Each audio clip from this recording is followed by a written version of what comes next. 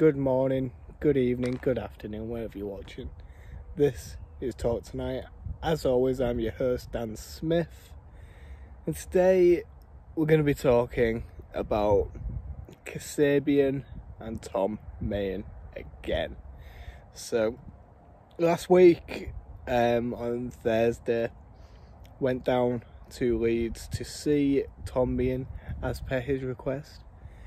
And I feel like I can now come to a conclusion on a video we made nearly a year ago, which was The Battle Begins, Kasabian versus Tom Meighan. And I can now come to a conclusion on that. So, if you are new to the channel, which I think about 90% of you are, make sure you subscribe, make sure you drop us a like, it does help, it really does. Drop us a comment on what you think about Tom and Kasabian. Check out the podcast we did with Tom. Let's get into the video. So, Tom live versus Kasabian without Tom live. What do I think? Now, Kasabian was in October in Sheffield, so it's had longer to digest in my mind, whereas Tom's very fresh. And now usually the fresher gig you would think is the better one, the more prominent one, but it's a very, very strange scenario because it is almost as if it's like, I don't really know, it's like if you went to go see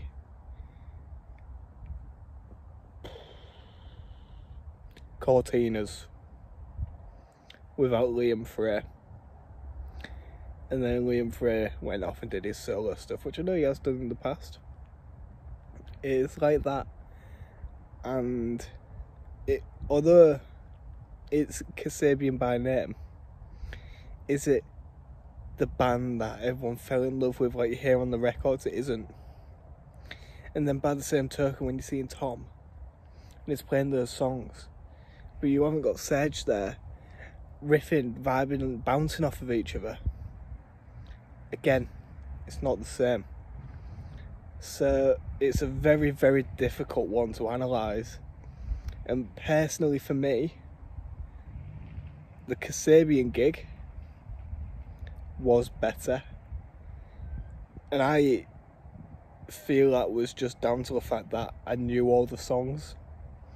Because obviously you know all the Kasabian songs, whereas Tom, he's got new material out, so you're not as up to date with it. You don't know all the don't know all the words, and admittedly some of his new stuff was good, but yeah, I feel like seeing them without him was a better experience as a gig, whereas Tom, it was probably like, it was a weird one, definitely. We all know about his personal troubles, whether that's in your mind when you're watching him. I don't know, his wife was there, and he gave her a shout out during it, and obviously she got a round of applause. But he'll always be there, and it got me thinking about Tom as a solo artist and solo musician, and where his future lies in the industry. And because of what happened in him leaving Kasabian, it makes it very difficult for him to gain new fans, because people from Kasabian, the loyal fans, will follow him, as seen in his shows at the moment. I can't see him getting new fans, and this is where his longevity as a solo artist will come into question. In terms of the Kasabian reunion, we posted a clip up yesterday, and he's saying he's not going to shut the door. I feel like he won't, and it just depends whether the door on the other side will open. It's not down to him, basically. It's down to the guys still in Kasabian, the label. I can't see that reunion happening. And if I'm being completely honest, as much as he loves the industry and as much as his solo work might be good, I just can't see any longevity in a solo career for Tom Meighan. And this is just, you know, I got on with him, enjoyed the gig, but, you know, we have to be honest in this game. We have to be. And I would like to talk about Kasabian. Without Tom, they're supporting Liam Gallagher at Nebworth. They're releasing new music. The timing of their announcement, by the way, was a little bit fishy, wasn't it? The fact that they announced a new single the day Tom started his tour. I feel that's a bit childish. There's no need for that, really. Especially if there's no malice. But, you know, it is what it is. I don't think they've got much longevity either. I feel like within 4 years they'll all be done. All be finished. And we'll have to wait and see, won't we? But yeah, it's a shame. You know, one of the best bands in the UK, just done, finished. It'll never be the same. It can't be. And after seeing them both live, it's not something on the to-do list anymore.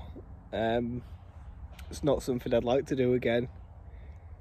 And even if they got back together, it'd be a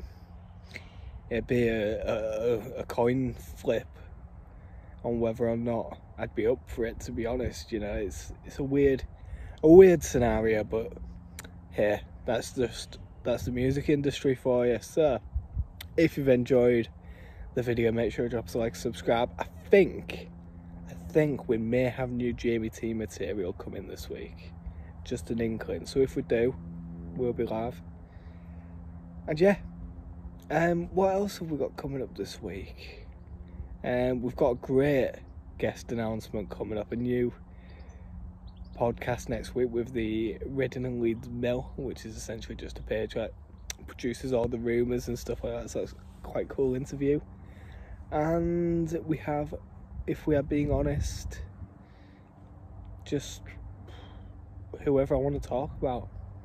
So yeah, subscribe, like, and I'll see you next time. Take care.